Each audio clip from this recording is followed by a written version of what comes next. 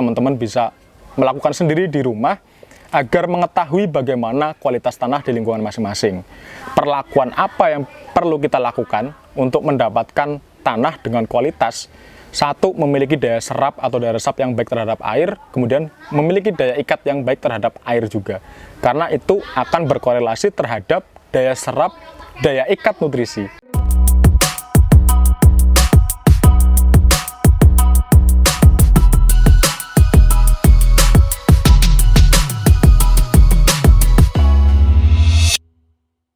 Halo Sobat Pondok Tani, jumpa lagi dengan channel Pondok Tani.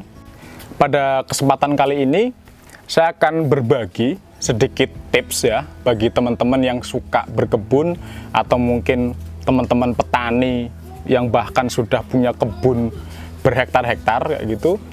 Kita akan membahas sedikit tentang kualitas tanah. Setelah pada video sebelumnya kita cerita tentang bagaimana cara memahami sifat tanah, mulai dari sifat fisika, kimia, dan biologi tanahnya. Dan hari ini kita akan melakukan uji sederhana terhadap 3 sampel tanah yang ada di depan saya ini. Yang ini diambil dari 3 kebun yang berbeda. Jadi dengan karakter tanah yang berbeda-beda juga. Tanah ini masing-masing sudah dilakukan proses penjemuran sekitar 2 jam di bawah terik matahari langsung. Dan ini sudah kita dapati tanah yang kering. Ini untuk memastikan bahwa kadar air pada setiap tanah ini sudah hilang. Kemudian dari 3 tanah yang berbeda ini, kita akan melakukan uji sederhana menggunakan wadah uji yang teman-teman bisa buat sendiri di rumah. Wadah ujinya cukup menggunakan botol air mineral yang kita potong untuk bagian atasnya. Kemudian untuk tutupnya kita lubangi. Lubangi ini bisa pakai solder, bisa pakai paku. Ini adalah untuk jalur keluar air pada proses uji nanti. Nah, salah satu tujuan dari uji sampel tanah dari 3 jenis tanah yang berbeda ini adalah kita ingin mengetahui salah satu sifat tanah ini yang sering orang, baik pembudidaya skala rumahan ataupun pembudidaya tanaman skala kebun, biasanya berbicara bahwa media itu harus poros, harus gembur, kemudian harus memiliki daya serap, daya ikat yang baik terhadap air. Ini yang paling umum dilakukan. Tapi kan kita seringkali tidak mengerti kualitas tanah yang seperti apa yang memiliki sifat seperti itu. Tanah yang memiliki daya ikat yang baik terhadap air, daya serapnya juga. Ketika tanah yang memiliki kualitas buruk, misalkan daya serap dan daya ikatnya lemah, kemampuan ikatan terhadap airnya dia lemah, maka itu juga dipengaruhi sebetulnya adalah dari karakter tanah tersebut. Ada sifat tanah, kemudian ada karakter tanah. Nah, sebelum pada pembahasan terkait dengan sifat dan karakternya, kita akan lakukan uji dulu agar teman-teman juga bisa memahami apa yang saya sampaikan. Tanah yang sudah dikeringkan ini, sampel yang kita ambil dari 3 kebun yang berbeda, masing-masing sudah kita timbang. Dan untuk bobotnya masing-masing adalah 185 gram. Masing-masing tanah ini akan kita masukkan ke dalam wadah uji yang sama.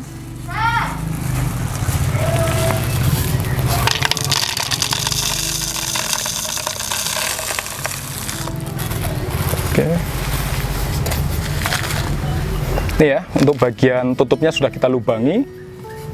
Kemudian yang 2 wadah juga sama, dengan perlakuan kita lubangi pakai solder.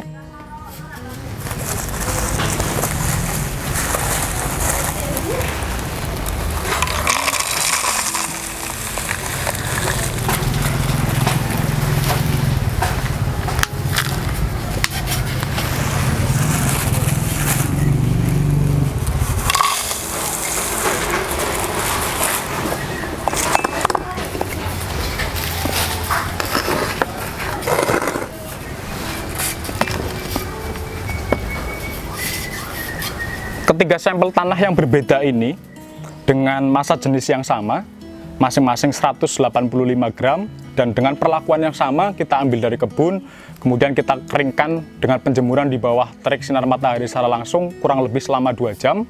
Lalu akan kita uji dengan cara menuangkan air pada masing-masing tanah, dan air yang saya gunakan di sini adalah cukup 150 ml. Kita akan coba dari tanah yang pertama ya. Saya ratakan dulu.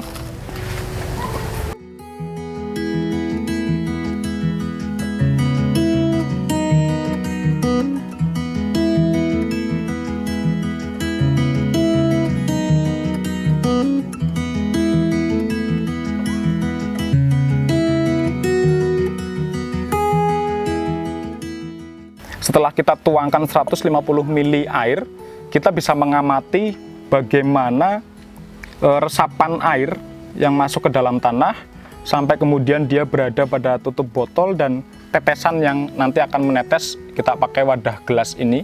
Nanti kita akan melihat bagaimana daya serap dan daya ikat tanah yang ini, sampel 1 ini, bagaimana kualitas daya serap dan daya ikatnya terhadap air. Selanjutnya, untuk sampel tanah yang kedua, kita akan perlakukan dengan perlakuan yang sama. Kita gunakan 150 ml air, kita hitung presisi ya, baik berat tanahnya maupun juga volume air yang digunakan.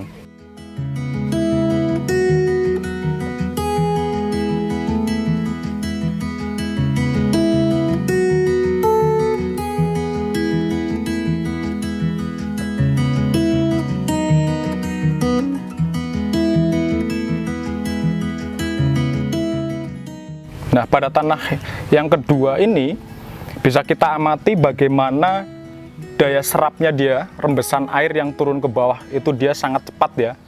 Kemudian kecepatannya ini dibandingkan dengan sampel yang pertama jauh, karena ini langsung menetes, bisa diamati oleh teman-teman. Kemudian untuk tanah yang ketiga, kita juga perlakukan dengan perlakuan yang sama dengan 150 ml air yang akan kita tuangkan ke sampel tanah yang ketiga.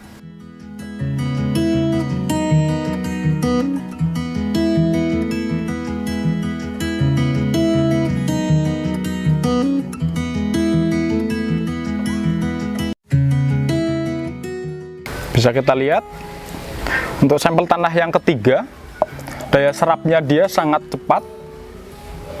Kemudian ketika menetes ke bawah juga dia sangat cepat ya. Jika dibandingkan dengan sampel yang kedua, untuk tanah yang kedua ini daya serapnya cepat, tapi daya tetesnya atau air yang mengalir ke dalam gelas yang kita pakai untuk penampungnya ini jauh lebih lambat jika dibandingkan dengan sampel yang ketiga. Teman-teman, dari hasil uji ketiga sampel tanah ini dengan rentang waktu yang bisa dibilang hampir bersamaan, meskipun kita menuangkan airnya secara bergantian, kita bisa melihat bahwa pada sampel yang pertama, tadi teman-teman bisa lihat bagaimana resapan air yang mengalir ke bawah, kemudian dia terbuang melalui tutup botol yang sudah dilubangi ini. Dia memiliki daya resap yang lambat ya, jadi resapannya itu sangat lambat. Kemudian yang kedua, dari volume air yang diperoleh di wadah gelas atau wadah tampung ini, jika dibandingkan dengan dua sampel yang lain, ini adalah yang paling sedikit. Nah, mungkin bagi teman-teman ada yang berpersepsi bahwa artinya kemudian tanah yang pertama ini memiliki daya ikat yang baik terhadap air. Ini yang berbeda. Meskipun volume air pada wadah yang kita gunakan, wadah penampung di bawahnya ini terbilang lebih sedikit, tapi ini sebetulnya adalah menunjukkan bahwa tanah ini adalah tanah yang kurang baik ketika digunakan untuk media tanam. Kenapa? Yang pertama, daya resapnya dia terhadap air sangat lambat. Ketika teman-teman misalkan menggunakan sampel tanah yang pertama ini pada wadah pot atau planter bag atau polybag misalkan, maka teman-teman akan menemukan ketika kita melakukan penyiraman, air tidak akan langsung meresap ke dalam media, tapi air biasanya akan menggenang di atas permukaan pot ataupun kemudian polybag atau planter bag yang kita gunakan. Nah, volume air yang turun sangat sedikit jika dibandingkan dengan dua sampel lain. Ini menunjukkan bahwa tanah ini adalah tanah yang jenuh dengan air. Jadi sampel yang pertama ini bukannya memiliki daya ikat yang baik terhadap air, tapi karena resapan dari tanah yang pertama ini sangat lambat, sehingga proses turun melalui wadah uji ini juga sangat lambat, maka ketika ini diaplikasikan untuk media tanam, maka kita akan mendapatkan tanah atau media yang dia mudah jenuh terhadap air. Dan ketika ini diaplikasikan sebagai media tanam dalam budidaya apapun, maka ini rentan. Karena apa? Perakaran yang ditanam pada tanah yang jenuh dengan air, dia berpotensi akan kurang baik secara pertumbuhan tanamannya. Kemudian yang kedua, pada sampel yang kedua dan sampel yang ketiga, karakter tanah ini hampir mirip. Kalau teman-teman bisa lihat dari warnanya, ini sama-sama memiliki warna hitam. Tapi kemudian yang di tangan kiri saya ini adalah hitam pekat, kemudian yang di tangan kanan saya, hitamnya adalah hitam kecoklatan. Nah, dari kedua tanah ini sama-sama memiliki daya resap yang baik terhadap air, kecepatan resapannya lumayan baik, tapi kemudian bisa kita lihat bagaimana volume air yang ada di bawah.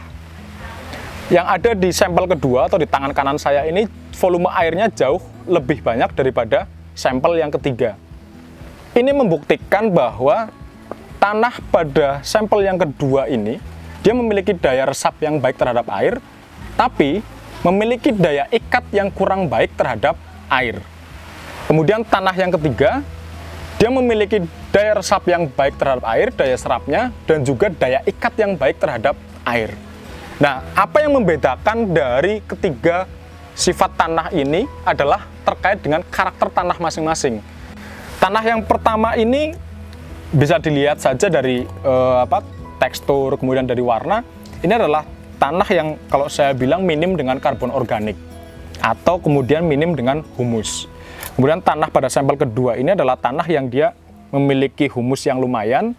Lalu tanah yang ketiga ini adalah tanah yang memiliki humus yang baik atau karbon organik yang banyak. Nah, apakah ada relasinya antara ketersediaan karbon organik dalam tanah ataupun humus yang tersedia di dalam tanah dengan daya resap dan daya ikatnya terhadap air? Tentu saja ada. Kenapa? Humus itu diperoleh dari humifikasi, proses humifikasi dari bahan-bahan organik yang ada di tanah. Dan keberadaan humus ini adalah yang paling menentukan terhadap kebertahanan atau kemudian daya ikat media terhadap nutrisi. Jadi ketika tanah memiliki kadar humus yang tinggi, maka ketika kita mengaplikasikan penyiraman atau kemudian pengocoran pupuk, misalnya kita menggunakan pupuk organik cair, teman-teman bisa membayangkan ketika kita mengocor pupuk organik cair pada sampel yang ketiga ini atau pada sampel yang kedua, maka ikatan terhadap nutrisi yang kita berikan kepada media jauh lebih baik pada media yang ketiga ini. Nah, humus berpengaruh terhadap daya resap, daya ikat terhadap air, yang juga akan berkorelasi dengan daya serap, daya ikat, dan bisa dibilang kalau saya menyebutnya daya rilis ya, terhadap nutrisi. Jadi ketika tanaman ditanam pada tanah yang memiliki karbon organik tinggi, atau kemudian sudah melalui proses humifikasi sehingga menjadi humus, maka nutrisi yang kita berikan kepada media, kebertahanannya ini akan jauh lebih baik. Artinya dia akan bertahan dalam jangka waktu yang lebih lama di dalam media. Kemudian humus juga akan melakukan kontrol terhadap rilis nutrisi. Sehingga apa? Ketersediaan nutrisi ataupun unsur hara di dalam media akan selalu ada. Humus mengatur bagaimana rilis nutrisi terhadap akar yang tentu saja akan berkorelasi terhadap pertumbuhan, perkembangan, dan juga produktivitas tanaman. Nah, dari uji sederhana ini sebenarnya kita bisa melihat bagaimana sifat ya. Yang pertama adalah sifat masing-masing tanah, kemudian karakter masing-masing tanah. Teman-teman bisa melakukan uji sendiri di rumah terhadap tanah kebun, tanah pekarangan, atau halaman rumah misalkan, untuk menguji seperti apa kualitas tanah di lingkungan masing-masing. Tapi kalau bisa menggunakan perbandingan minimal 2 agar kita tahu bagaimana kualitas tanah yang kita uji. Nah, dari sini tentu saja kita bisa memberikan perlakuan. Ketika tanah yang sudah memiliki kandungan humus yang bagus, ini dibuktikan dengan dia daya serap atau daya resapnya, kemudian daya ikat terhadap airnya dia bagus, maka perlakuan ini kemudian dari pemberian pupuk, dari pemberian misalkan kita menggunakan nutrisi dalam bentuk apapun, maka kita sebenarnya bisa berhemat. Karena apa? Pada media tanam ini sudah tersedia. Tapi pada tanah yang memiliki daya resap yang baik, tapi daya ikatnya kurang baik, maka ini ada PR. Kita perlu melakukan penambahan, entah itu karbon organik, entah itu kompos, atau mungkin bisa kalau teman-teman bisa mengaplikasikan salah satu jenis media tanam, bisa menggunakan pencampuran arang sekam untuk meningkatkan daya serap dan juga daya ikatnya terhadap air, yang juga akan mempengaruhi daya serap dan daya ikat terhadap nutrisi. Kemudian pada tanah yang berkarakter seperti ini bisa dilihat sampai ini masih menetes ya. Artinya dia sangat lambat terhadap daya resap dan juga rilis airnya. Ini adalah tanah yang kalau saya bilang bersifat jenuh. Ini mudah sekali jenuh ketika kita melakukan penyiraman atau dalam skala atau volume yang besar, maka kita akan mendapati media yang jenuh dan ini akan sangat berisiko terhadap tanaman. Ketika kita menemui pada karakter tanah yang seperti sampel pertama ini, maka kita perlu melakukan perlakuan ekstra, penambahan kompos, penambahan karbon organik, atau media-media yang berasal dari unsur-unsur organik lainnya untuk memperbaiki daya serap dan daya ikatnya terhadap air. Karena jika dibandingkan pada sampel yang kedua dan sampel ketiga ini, tetesannya sudah selesai semua, tapi pada sampel yang pertama kita masih mendapati ini masih menetes. Nah, seperti itu teman-teman, sedikit uji kualitas tanah yang bisa kami bagikan.